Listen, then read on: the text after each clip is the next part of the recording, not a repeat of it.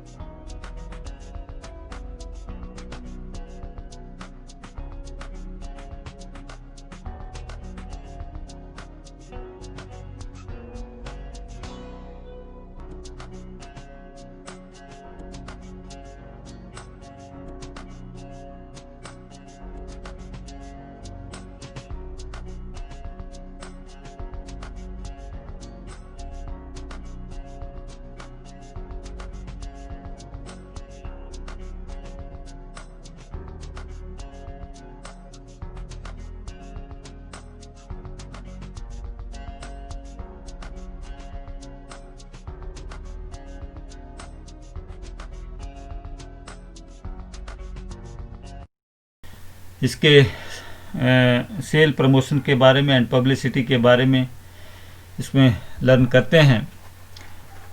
Promotion and publicity जो है विक्रय संवर्धन का जो अभिप्राय ऐसी अनियमित क्रियाओं से है जो उपभोक्ताओं एवं मध्यस्थों को प्रोत्साहित करते हैं। Sale promotions refers to ad hoc activities which stimulate consumers and middlemen. The learning objective of this topic is हमें सेल्स प्रमोशन की जो अवधारणा कंसेप्ट, इसका अर्थ, परिभाषा, विशेषताएं, विक्रय संवर्धन के लाभ, विक्रय संवर्धन की सीमाएं, संवर्धन की विधियां और इसकी जो प्रचार है दूसरा टॉपिक इसी के अंतर्गत, वो भी इसी में हम लर्न करेंगे। अब उसकी अवधारणा, अर्थ, विशेषताएं और उसकी भूमिका। प्रमोशन मिक्स जो मैंने आपको बताया कि विपणन मिश्रण का एक महत्वपूर्ण तत्व है और इसके अंतर्गत ही जो प्रमोशन मिक्स है इसके 4 उप तत्वों को सम्मिलित किया जाता है, जिसमें विज्ञापन, व्यक्तिगत विक्रय और विक्रय संवर्धन और चौथा प्रचार। विज्ञापन एंड पर्सनल सेलिंग हमने पिछले वीडियो में लर्न किया था। इस वीडियो में हम विक्रय संवर्धन एवं प्रचार के बारे में अध्ययन करेंगे। तो क्या होता है sale promotion? American marketing association है, उसने एक डेफिनेशन दी है कि विक्रय संवर्धन में व्यक्तिगत विक्रय जो है विज्ञापन एवं प्रचार के अतिरिक्त वो सभी क्रियाएं आती हैं जो उपभोक्ता क्रय तथा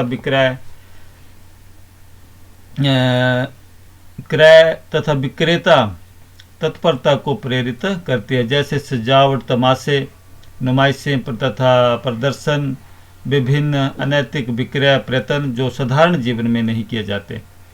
Those marketing activities other than personal selling, advertising and publicity that stimulate consumers purchasing and dealers effectiveness, such as display, show and exhibitions, demonstrations and various non-recurrent selling efforts not in ordinary routine. This definition is given by American Marketing Association.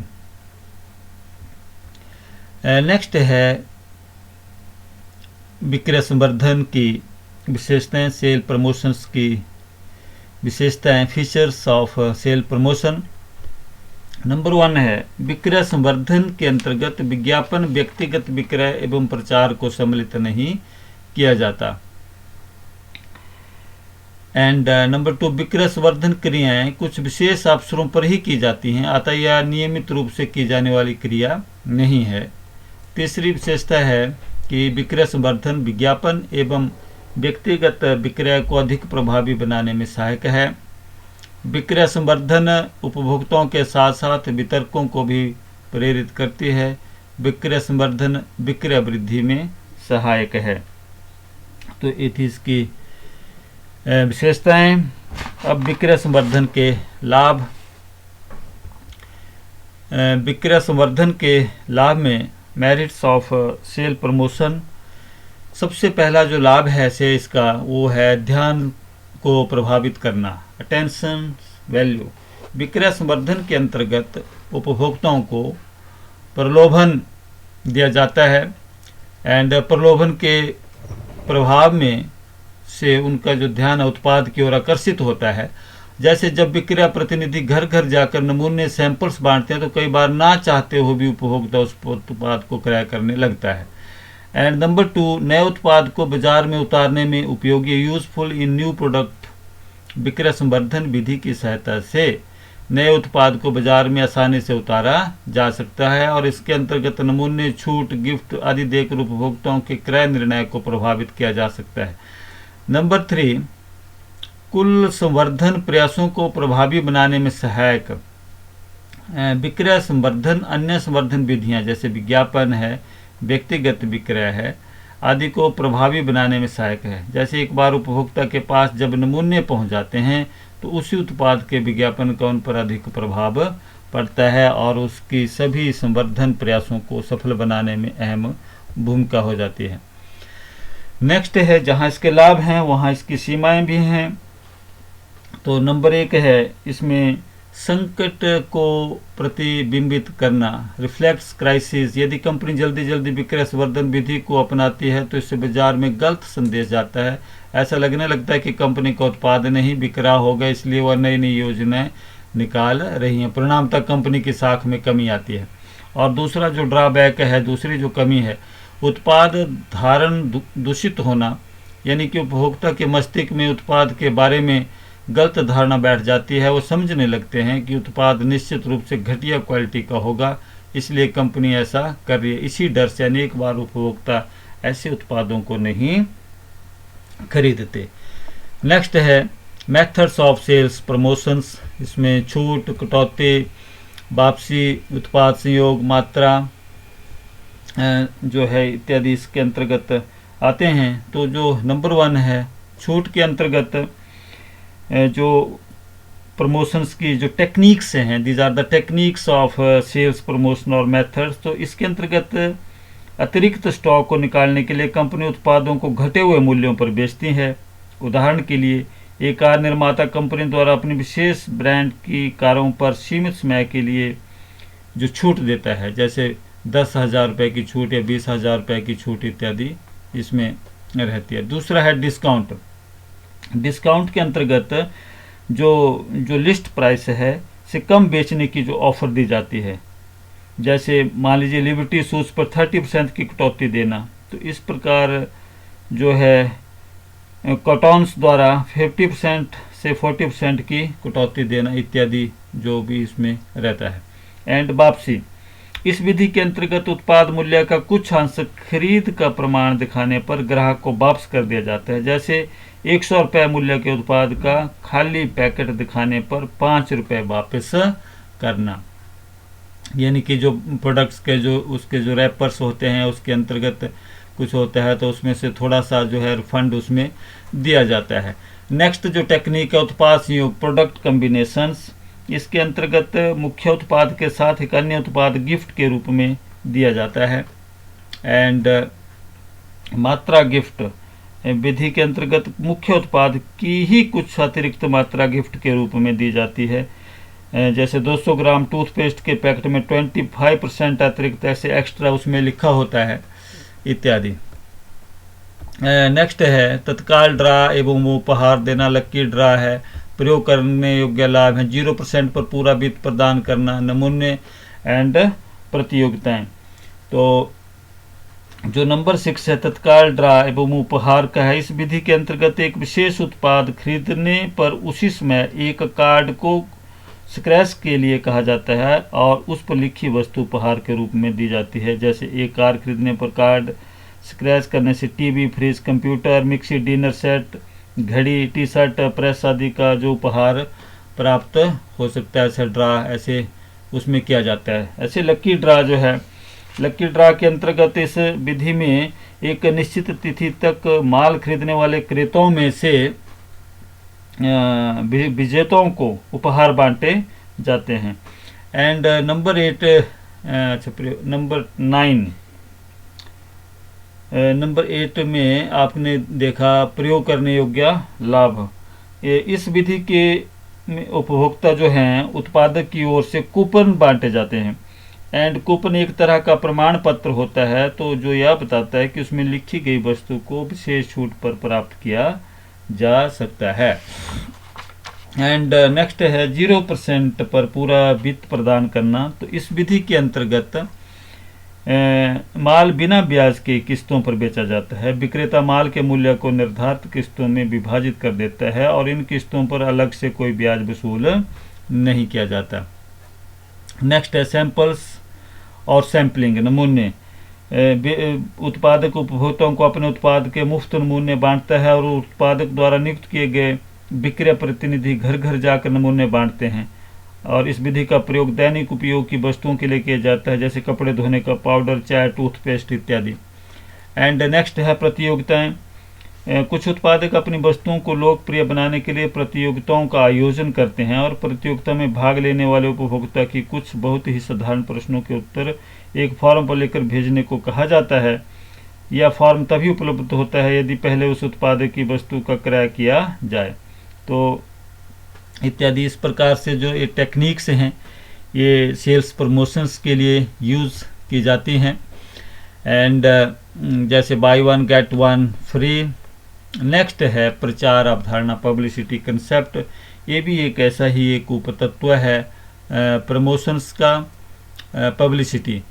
यह ग्राहकों को किसी विशेष उत्पाद की जानकारी प्रदान करने का एक ऐसा माध्यम है जिसके लिए उत्पादक की ओर से कोई प्रयास नहीं किया जाता।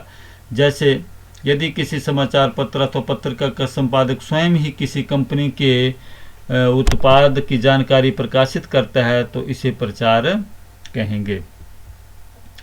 नेक्स्ट है इसकी विशेषताएं। प्रचार की जो मुख्य विशेषताएं हैं, यह एक लागत रहित नॉन पेड संदेश वहन माध्यम है क्योंकि कंपनी द्वारा इसके लिए कोई भुगतान नहीं किया जाता है। एंड नॉन पर्सनल है क्योंकि प्राय प्रचार करने वाला तथा उपभोक्ता आमने सामने नहीं होते। एंड इसके लिए किसी प्रायोजक की ज़रूरत नहीं होती। एंड इसका प्राय पुनः प्रसारण नहीं होता। तो प्रचार की भूमिका, रोल ऑफ पब्लिसिटी, इसके अंतर्गत जो निर्माताओं के लिए इसका क्या महत्व है। संवर्धन का लागत रहित माध्यम जो है वो कॉस्टलेस मीडिया ऑफ प्रमोशन। प्रचार संदेश वाहन का लागत रहित प्रारूप है। कंपनी को इसके लिए कोई लागत सहन नहीं करनी पड़ती। एंड इसमें जो है साख में वृद्धि होती है। प्रचार कंपनी के उत्पादों, नीतियों, क्रियाओं आदि के बारे में एक विशेष समाचार मद के रूप में होता है और यह कंपनी के विचारों को प्रस्तुत करता है और उनके बारे में सार्वजनिक विचार स्थापित करता है। नेक्स्ट है ग्राहकों के लिए इसका जो महत्व है, इम्पोर्टेंस टू कस्टमर्स। पब्लिसिटी का प्रचार से ग्राहकों को प्राप्त होने वाले जो लाभ हैं वो ग्राहकों के विश्वास में वृद्धि होती है। प्रचार लोगों को यह सच्चाई के रूप में प्राप्त न कि व्यावसायिक संदर्भ में यह अधिक विश्वसनीय होता है, अतः ग्राहकों के विश्वास में वृद्धि करता है। ग्राहकों की जानकारी में वृद्धि होती है। प्रचार द्वारा लोगों को अनेक उत्पादों की जानकारी प्राप्त होती है और ग्राहकों की जानकारी में वृद्धि होती है और वे उनके उत्पादों में से बढ़िया उत्पाद का चयन कर सकते हैं। तो बेटा ये था सेल्स प्रमोशन एंड पब्लिसिटी के बारे में। होप आपको ये अच्छे से पसंद आया होगा video.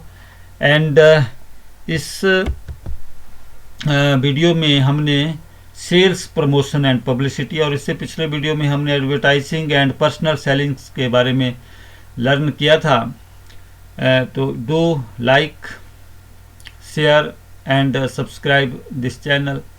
Thank you very much.